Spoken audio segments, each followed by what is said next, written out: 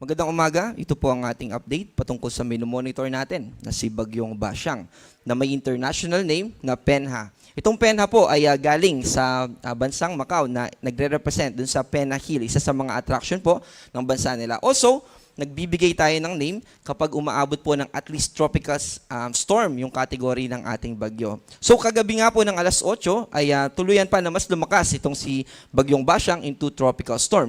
At ito ay may taglay na lakas ng hangin na umaabot ng 65 kilometers per hour malapit sa sentro ng bagyo at 80 kilometers per hour na pagbugso o yung biglaang paglakas ng hangin sa paligid nito. Sa kasalukuyan, ito ay papalapit sa ating kalupaan at ito ay nasa layong 395 kilometers east ng Hinatuan, Surigao del Sur. Generally, ito ay kumikilos pa westward, papalapit pa sa eastern section ng Mindanao. At bukod dito, ay nakakaapekto pa rin sa atin patuloy yung hanging amihan. Bahagya po ito na humihina, pero may surge po ito next week by Monday. So, unahin po natin yung track o yung forecast track natin dito kay tropical storm, kay Bagyong Basyang.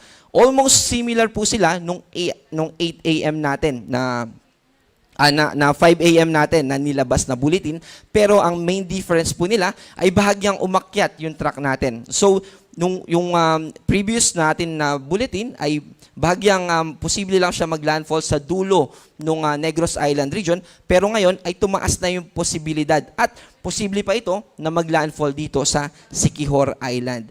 At mananatili pa rin naman na tropical storm yung kanyang category habang binabaybay itong northeastern part ng Mindanao at ganoon din dito sa southwestern part ng Visayas. So, magpapatuloy po ito na kumilos pa-westward hanggang sa maglandfall ito, posible bukas ng gabi, mamayang gabi or bukas ng madaling araw yung landfall nito. Dito, mataas yung chance niya na maglandfall sa Surigao del Sur.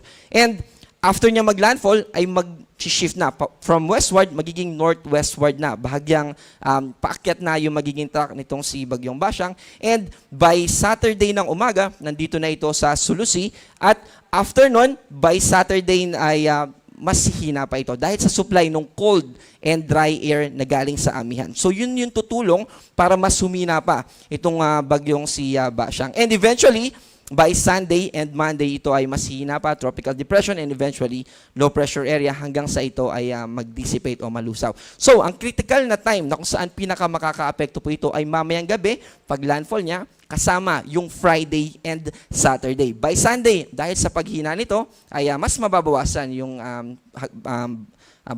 magiging epekto nito in terms of winds. Pero gusto rin po natin na i-emphasize yung epekto nito when it comes to rainfall. Dahil yung shear line na posibleng mag-form sa mga susunod na araw ay tutulong po para mas dumami yung kaulapan. So, yung kaulapan ng shear line plus yung kaulapan mismo na associated dito kay Bagyong Basyang ay magsasanib po, magkakaroon ng merge at ibig sabihin nun, magdudulot po yan ng relatively higher amount of rainfall, lalo na po sa bulubunduking lugar ng Northern Mindanao. Kaya ngayon pa lamang po, heads up, paghandaan po natin itong papalapit na bagyo.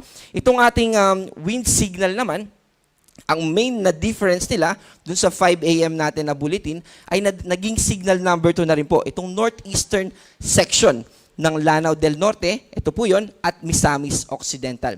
The rest po ay nananatili na signal number 2. Ito po yung mga probinsya ng Surigao del Norte, Agusan del Norte, yung Camiguin Island, Surigao del Sur, Agusan del Sur, Misamis Oriental, at yung binanggit natin kanina na northeastern section ng Misamis Occidental at Lanao del Norte. Signal number 1 pa rin dito sa southern portion ng Samar at Eastern Samar, probinsya ng Biliran, Leyte, Southern Leyte, Dinagat Island, Cebu, Bohol, Siquijor, at dito sa Negros Oriental, Negros Occidental, Guimaras, Iloilo, Antique, Capiz, Aklan, Cuyo Island, Zamboanga del Norte, Zamboanga del Sur, yung northern portion, northeastern to ng Zamboanga, Sibugay. Ganoon din dito sa natitirang bahagi ng Bukidnon, Davao del Norte, Davao de Oro, Davao Oriental. Yung natitirang bahagi po yan ng Davao Oriental.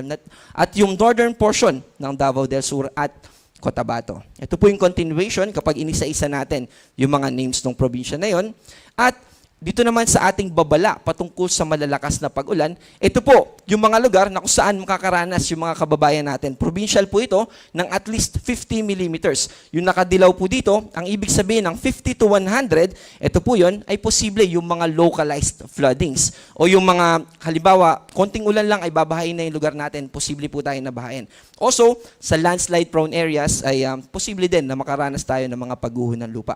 Pero dito sa orange, mas mataas na yung posibilidad. Ang difference po nito, yung dilaw ay localized floodings yung posible sa isang probinsya. Pero kapag orange na, ibig sabihin naman ito 100 to 200 millimeters sa isang probinsya, multiple na mga pagbaha yung posible na makaapekto sa atin. At mas mataas na rin yung tsansa ng landslide dito sa orange na nakalagay. At yung naka-gray naman, hindi po ibig sabihin yan ay hindi na tayo makakaranas ng pag-ulan.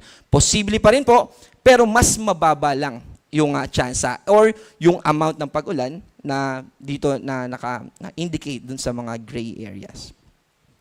Ito po ay for today at para bukas naman dahil sa paglapit pa nitong si Bagyong Basyang, mas dadami na po yung naka-orange natin.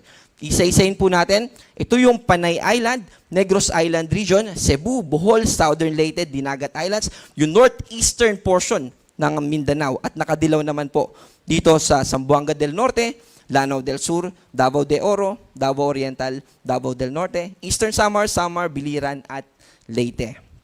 At para naman sa Saturday, February 7, dahil sa posisyon po nitong si Basyang, by Saturday, around nandito na po yan at babaybayin yan itong northern part ng Palawan. So, mas konti na rin yung magiging epekto. Plus, mas hihina na po ito by this time. So, ang makakaranas na lang ng 50 to 100 ay yung probinsya ng Palawan, Oriental Mindoro, Occidental Mindoro, Romblon, Capiz at Iloilo. Kasama din yung Guimaras. And orange naman, limited na lang po sa Aklan at sa Antique. Itong gale warning natin ay same pa rin po. So, gusto pa rin po natin na i-highlight na wag po muna tayong pumalaot o mangisda dito sa eastern seaboards ng Visayas at Mindanao. Meron po tayong bagyo na papalapit, so iwasan po muna natin. Itong storm surge warning natin ay updated na po ito. Ang naidagdag po dito na main ay meron na rin po tayong babala ng storm surge na 1 to 2 meters dito sa Negros Island region at dito rin sa Panay Island kasama yung Cuyo Island. So, ito po yung Sulusi. So, may babala na rin tayo ng storm surge. Ang storm surge po, ito yung hampas ng alon na tatama sa dalampasigan. Para po ito mainly sa mga kababayan natin na nakatira sa coastal areas.